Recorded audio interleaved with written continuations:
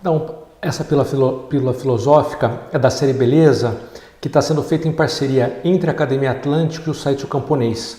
Eu gostaria de falar hoje um pouco sobre essa noção de que os artistas, a maioria deles são loucos. Uma espécie, assim, vamos dizer assim, de figura que surgiu, né? Um personagem que muita gente acredita que seja real, né? Que vê nos artistas, ao menos nos grandes artistas, um certo desequilíbrio. Como, vamos dizer assim, se a arte que permite a eles um acesso especial ao mundo que para a maioria das pessoas às vezes é um mundo que está fechado para elas, mas que o artista é capaz de entrar nele e trazer para nós um reflexo por meio das suas obras de arte, esse mundo da beleza, esse mundo, vamos dizer assim, de realidades nobres, de realidades assombrosas muitas vezes, e que o artista é capaz de perceber. Ou, às vezes, não é que ele vá para um mundo diferente, mas ele consegue enxergar o mundo cotidiano, aquele que nós todos estamos no dia a dia, com contornos distintos, né? Ele repara em uma série de detalhes e aspectos que, para a maioria das pessoas, aquilo tudo seria como um ponto cego, né? E o artista, ele é capaz de trazer aquilo e mostrar para todo mundo o que estava ali, mas que nós não éramos capazes de perceber. Então, haveria, vamos dizer assim, uma espécie de compensação por ter essa faculdade nobre, a faculdade de ser capaz de produzir obras de arte. Isso implicaria, de certo modo, a perder algo da própria sanidade intelectual. E realmente nós vemos que há alguns artistas que tinham problemas evidentes, né, de insanidade mental mesmo, né? Um caso famoso, um enorme artista, né, que é o Van Gogh, né? E há vários outros, né? Não diria que é louco, mas que tiveram vidas difíceis, né? Vidas assim muito aventureiras e que a gente nota às vezes neles um certo desequilíbrio, né? O Camões, né? O Camões é uma pessoa que teve que sair de Portugal, né? Porque arrumou um duelo por motivos amorosos, né? E por isso teve que sair do país, né? Cervantes foi preso algumas vezes, ainda que tudo indica que não foi culpa dele, né? Nenhuma dessas vezes, foi tudo um mal entendido, mas também foi uma pessoa que teve uma vida aventureira, né? Ele ficou preso bastante tempo, né? Por uma série de inimigos na época, né? Os mouros, né? Os muçulmanos. Ele foi apanhado no mar e ficou preso, e enquanto preso ele tentou várias vezes se libertar, né? Às vezes de uma forma até temerária, né? Mas eu diria, mais do que louco, ele me parece sim uma pessoa muito, vamos dizer, muito corajosa.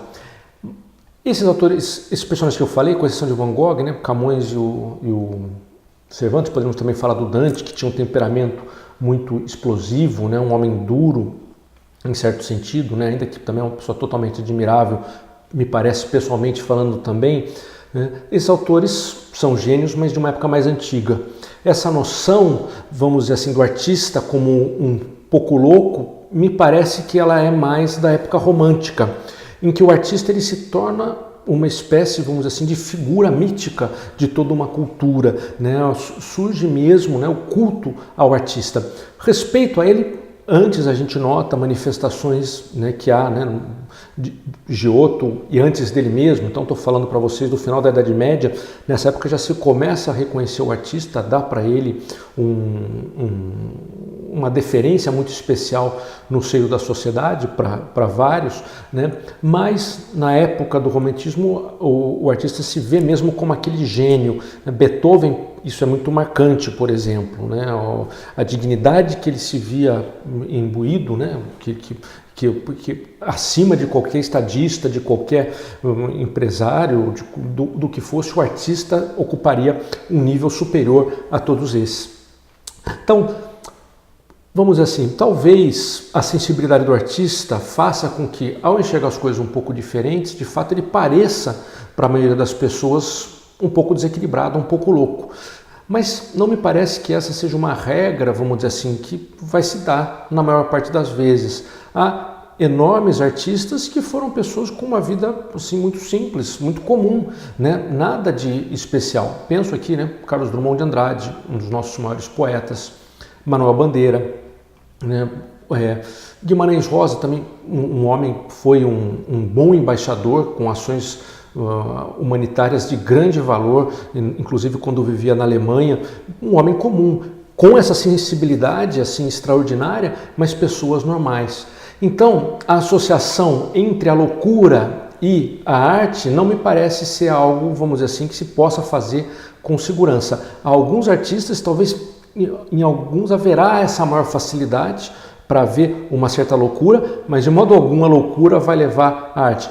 Ao contrário, muitas vezes o artista precisa ser contido, ele precisa conhecer bem a técnica e ajuda se ele tem, vamos dizer assim, uma serenidade interior. Penso no caso do grande poeta Eliot, um dos maiores poetas ingleses do século XX, era um homem com uma vida absolutamente contida, absolutamente correta, e isso ajudou muito na sua arte, que era uma arte revolucionária. Então, não precisamos ser loucos para ser artistas, né? De modo algum. Agora, isso sim, precisamos fomentar nossa sensibilidade e estar abertos para o que é novo, para o que é diferente, para o que é especial, para o que é rico nesse mundo que está ao redor de nós.